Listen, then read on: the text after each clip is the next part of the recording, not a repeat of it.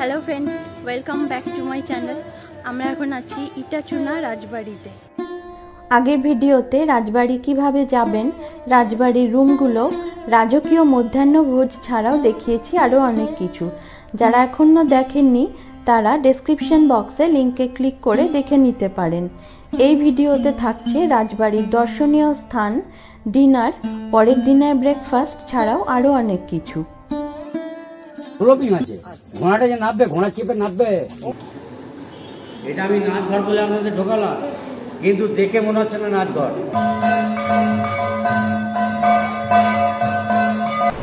এটা চিকেন মহারানী।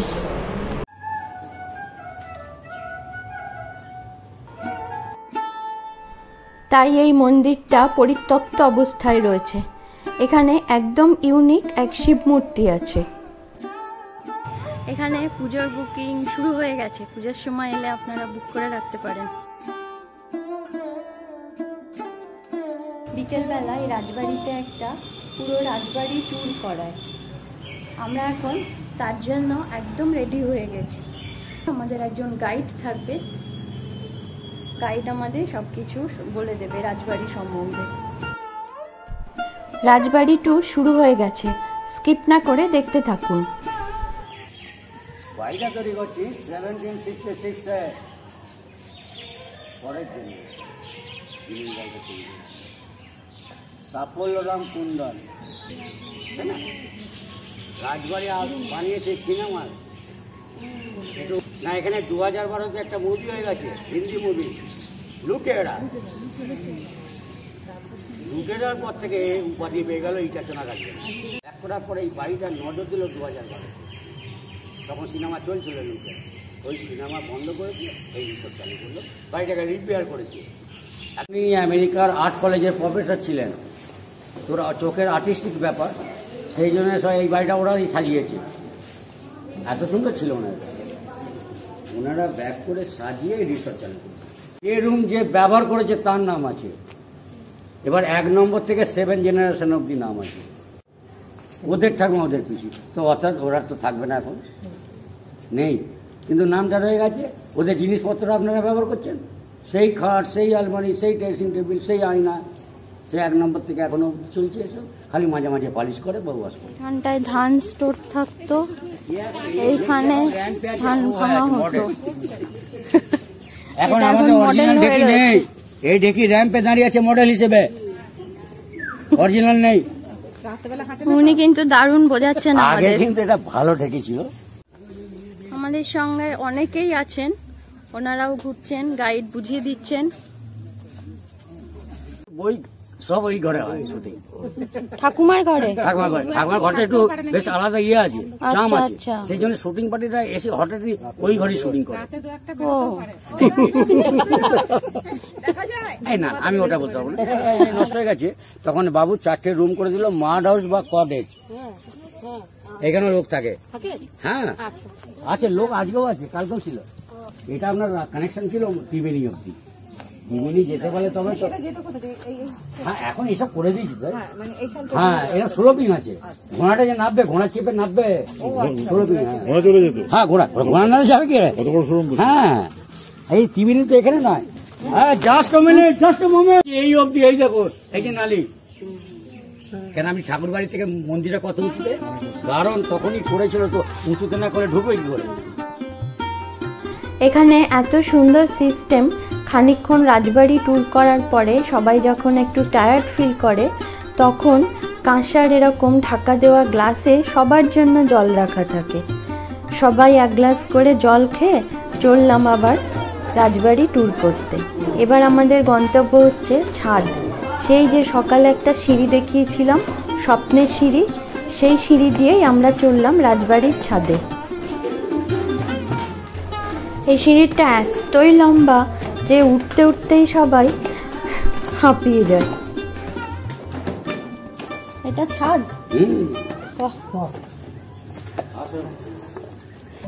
কত বড় ছাদ। ও, গয়নার বাক্স তো এখানে। আচ্ছা, আর এইখানে বড়ি দেবে, পা দোলাবে এইখানে, এই মাঝখানের সাথে। ও হ্যাঁ, এই অনেক বড়, আরো বড় এখানেই বসেছিল। হ্যাঁ, এই ছাদটা এইখান দিয়ে আবার ওইদিকে যাওয়া যায়। এইদিকেও আবার অনেকটা যাওয়া যায়। ঠাকুর দালানে আলো জ্বলে গেছে আর সন্ধ্যারতি প্রস্তুতি চলছে।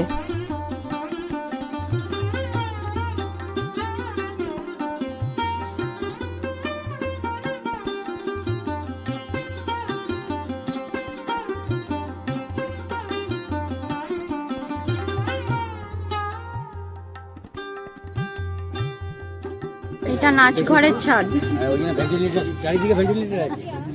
হ্যাঁ, চারিদিকে খুলে দিল, এখন বন্ধ করা আছে কেন, পায়রা ডিস্টার্ব করে, ছাড় ভেঙে দিয়েছে, সেই জন্য লক করা আছে, এখন পাকা হয়ে গেছে। এখানে একমাত্র সন্ধেবেলায় এই ট্যুরের সময়ই ছাদে ওঠা যায়। এটা আমি নাচ ঘর বলে আপনাদের ঢোকালাম, কিন্তু দেখে মনে হচ্ছে না নাচ ঘর, কারণ নাচ ঘরে চেয়ার টেবিল ঠাকুর দেবতা সব রয়েছে, থাকে না।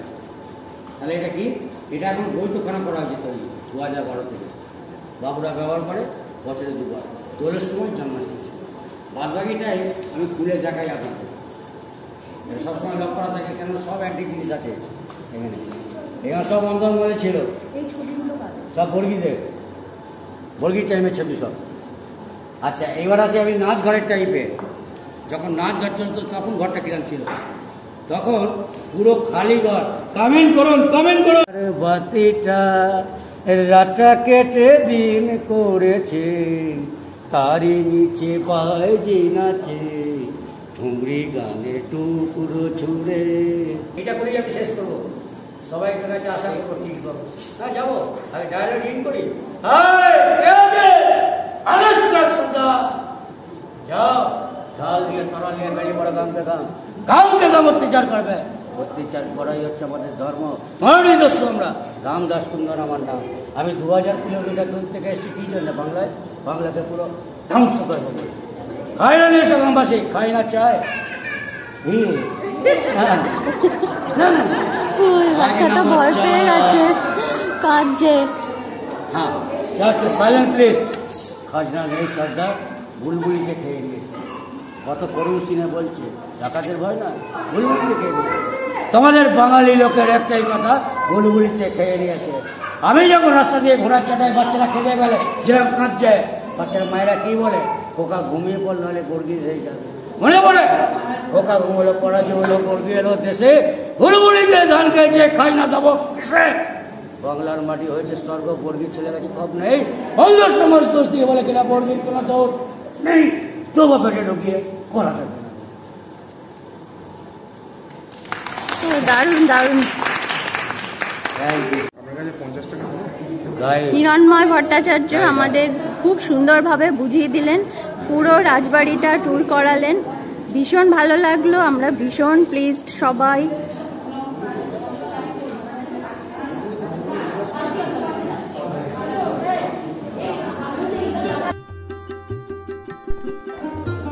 গড়গড়া আগেকার দিনের সব এখানে অ্যান্টিক জিনিসপত্র রয়েছে।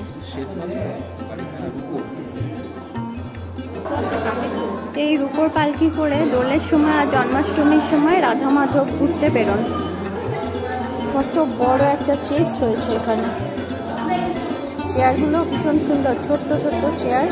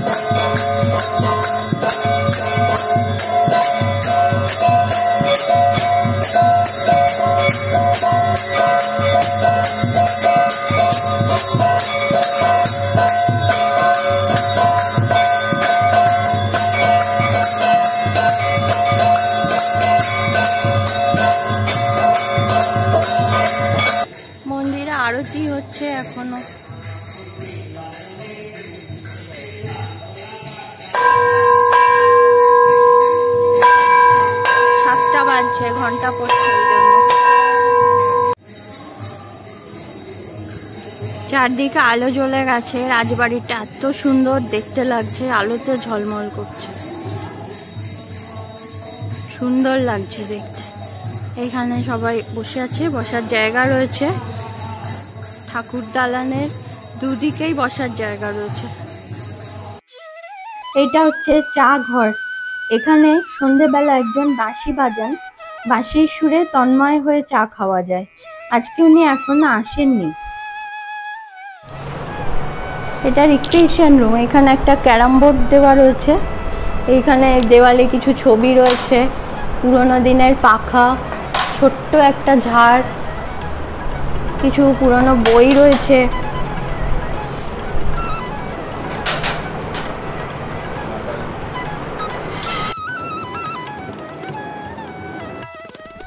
সন্ধেবেলায় রাজবাড়ির অপূর্ব রূপ দেখে মুগ্ধ হয়ে গেলাম।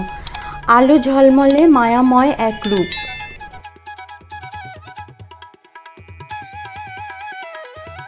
আমরা ডিনার করতে চলে এসেছি। আমাদের নেওয়া হয়েছে পোলাও, চিকেন আর রুটি আর ছানার ডালনা। আমাদের আগে দিয়ে গেল জলজিরা। এটা হচ্ছে মেথি চিকেন পোলাও, এটা চাটনি আর একটা রসগোল্লা, এটা চিকেন মহারানি, তার সঙ্গে চাটনি রসগোল্লা। এখানে আছে রুটি, ছানার ডালনা, চাটনি, রসগোল্লা। সবথেকে ভালো ব্যাপার হচ্ছে এই কাঁসার থালায় পরিবেশন করা, দেখেই অপূর্ব লাগছে। কাঁসার থালা, কাঁসার গ্লাস, আবার কাঁসার চামচ।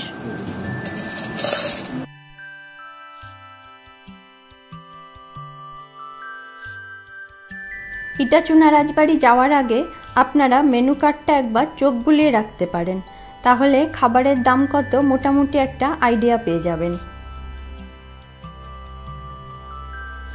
আগের ভিডিওতেও আমি রাজবাড়ি প্রচুর ইনফরমেশন দিয়েছি, যারা মিস করে গেছেন তারা প্লিজ একটু আগের ভিডিওটা দেখে নেবেন।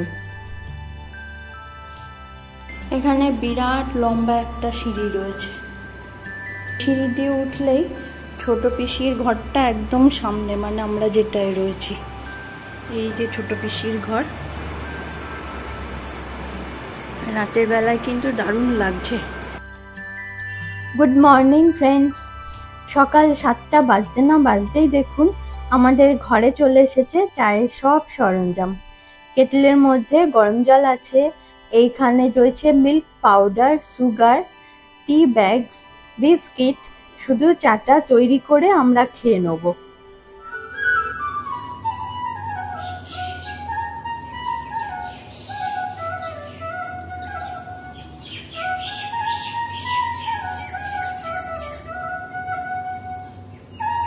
এখানে সকালটা শুরু হয় এরকম সুন্দর বাঁশির সুর আর নানা রকম পাখির কলকাকলিতে।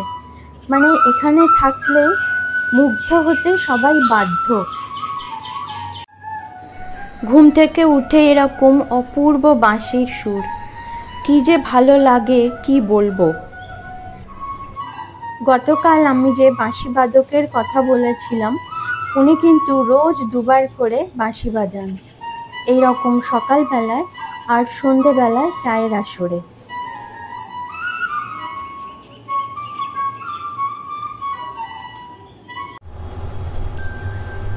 এই বাড়িতে এই যে এক টুকরো অংশ আছে, চারদিকে সবুজ, এটা এত ভালো লাগছে, অসাধারণ লাগছে। মানে সবুজের মাঝে থাকতে তো ভীষণ ভালো লাগে সবারই। দেখুন আর একটু ভালো করে, আর আমরা একটু পরেই এখান থেকে চেক আউট করব। এখানে কিন্তু পুজোর বুকিং শুরু হয়ে গেছে।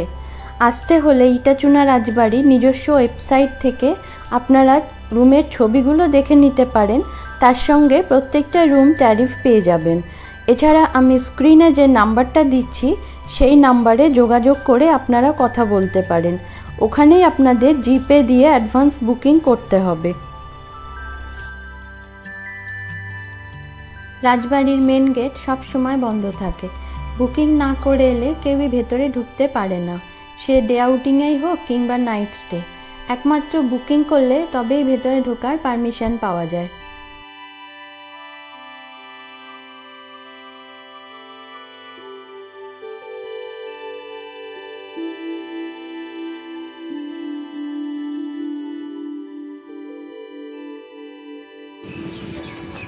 ইটাচুনা রাজবাড়ির ঠিক উল্টো দিকেই একটা শিব মন্দির রয়েছে। এই যে রাজবাড়ি,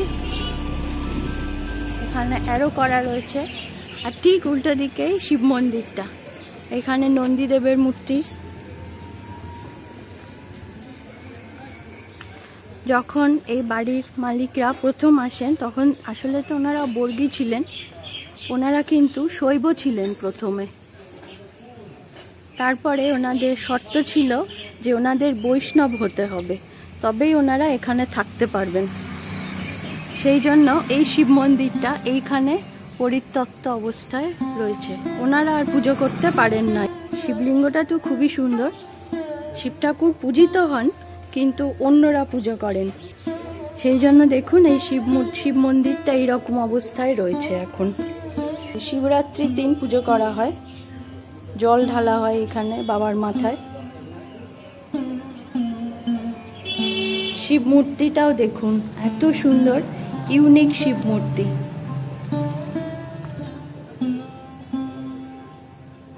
পরে আবার যখন ইটাচুনা রাজবাড়ির মালিকরা এই মন্দিরটা ভালোভাবে প্রতিষ্ঠা করতে চান তখন ওনাদের একটা অঘটন ঘটে, সেই জন্য ওনারা আর এই মূর্তি ভালোভাবে প্রতিষ্ঠা করতে পারেননি, এইরকম অবস্থাতেই পড়ে রয়েছে।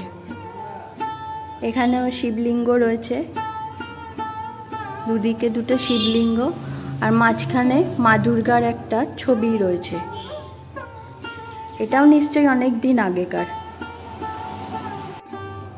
মনে হচ্ছে যেন শিব ঠাকুর কৈলাস পর্বতে একদম নিজের মতো করে সুন্দরভাবে বসে রয়েছেন। এইখানে নন্দীদেব, আর ওই যে মন্দিরের থেকে ইটাচুনা রাজবাড়ি দেখা যাচ্ছে।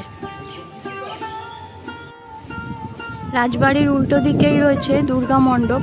যেহেতু রাজবাড়ির ওনারা বৈষ্ণব, সেই জন্য ওনারা ভেতরে দুর্গা মণ্ডপ দুর্গা পুজো করতে পারেন না, কিন্তু এইটা হচ্ছে দুর্গা পুজোর সময় গম গম করে এই পুরো এরিয়া। এইখানে আমি দেখিয়ে দিচ্ছি, এইখানে দুর্গা মায়ের কাঠামো রয়েছে। এই কাঠামোর মধ্যেই মাটি দিয়ে পুজো করা হয়, দুর্গা মায়ের মূর্তি তৈরি হয়। এইখানটাতেই পুজো করা হয়, আর এইখানে প্রচুর লোকজন খায়। 4 দিন ধরে একদম পুরো গ্রামের লোকজন নিমন্ত্রিত থাকে। এই খরচটা কিন্তু ইটাচুনা রাজবাড়ির মালিকরাই বহন করেন।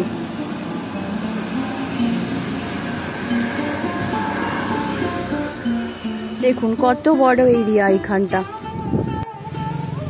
আপনারা কিন্তু ইটাচুনা রাজবাড়িতে এলে এই জায়গাগুলো অবশ্যই দেখবেন, ভালো লাগবে দেখবেন, একটু অন্যরকম ব্যাপার। রাজবাড়ির পাশেই রয়েছে শ্রীরামকৃষ্ণ মন্দির। সন্ধ্যা আরতি হয় এখানে 6:30টার সময়, পুজো হয় সকাল 9টার সময়। রামকৃষ্ণ মন্দিরের গেট। ইটাচুনা হুগলি, এখানে লেখা রয়েছে প্রবুদ্ধ ভারত সংঘ।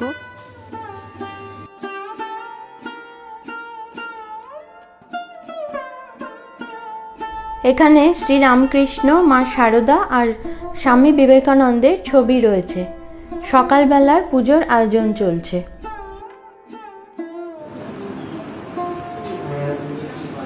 ব্রেকফাস্টের জন্য চলে আসছি, সবাই রেডি হয়ে ওয়েট করছে। ফুলকো লুচি, ফুলকো লুচি।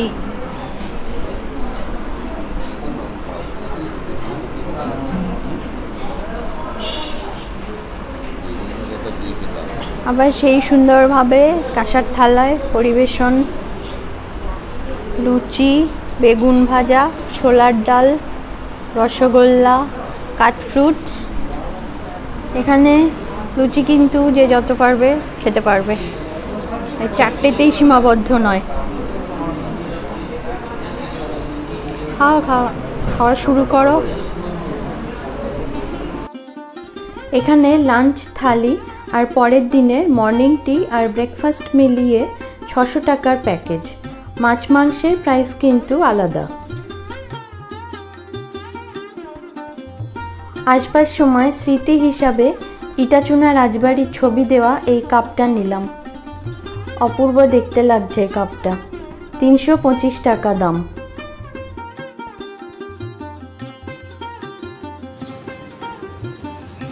রাজবাড়ি ঘোরা হয়ে গেল আমাদের। একটা ক্যাব বুক করে দিয়েছি, ক্যাব এলেই আমরা বাড়ির দিকে রওনা হব।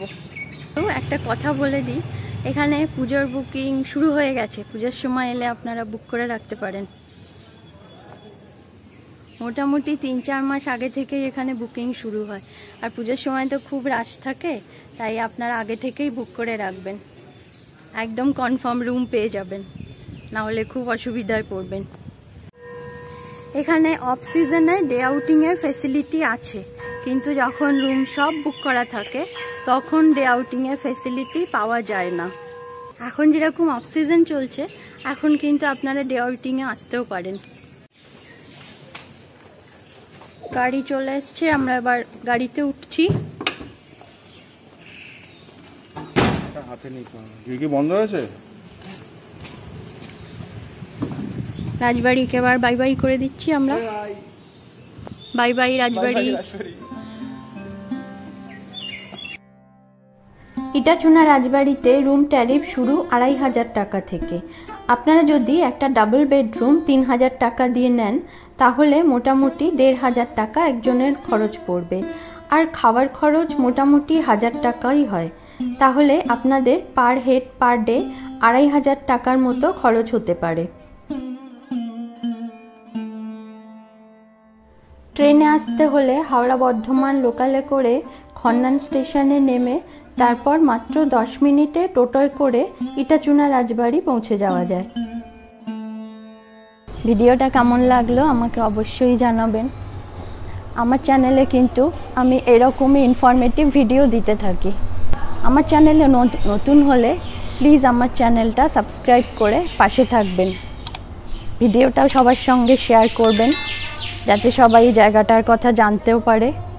আর তো কিছুদিন পরে পুজো আছে, তারপরে শীতকাল, আপনারা এখানে আসতেও পারেন। সুন্দর একটা দিন কাটাতে পারেন আপনারা। ভিডিওটা দেখার জন্য অনেক ধন্যবাদ। সবাই ভালো থাকবেন।